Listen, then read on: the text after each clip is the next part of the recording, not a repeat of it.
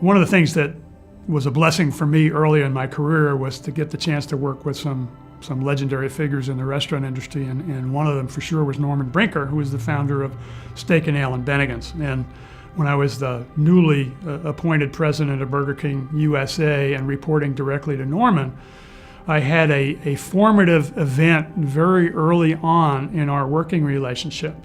I had sent a highly prescriptive memo to one of my key players earlier in the day and was patting myself on the back for being as thorough and specific in terms of giving direction as I had. And I wandered into Norman's office at the end of the day, and he looked up at me and noted that he had seen the memo and said he had a thought for me.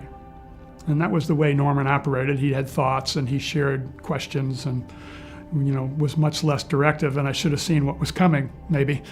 But he said, next time you're going to give Bill something to do, why don't you just give him the objective and leave how he gets there up to him?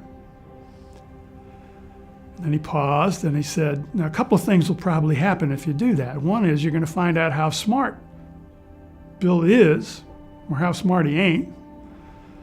And the other thing that's probably going to happen is Bill's going to come up with ways of solving the problem that you haven't thought of.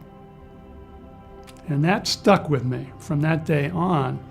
And since that time, I've found it a better practice to fully engage your people when you're trying to solve problems. Get everybody on the same page in terms of what the objective is, but then let everybody help when you're trying to figure out a way to get there. Because 2 brains are better than 1, 3 are better than 2. And fully engaged people not only execute better, they come up with some killer ideas on how to get things done.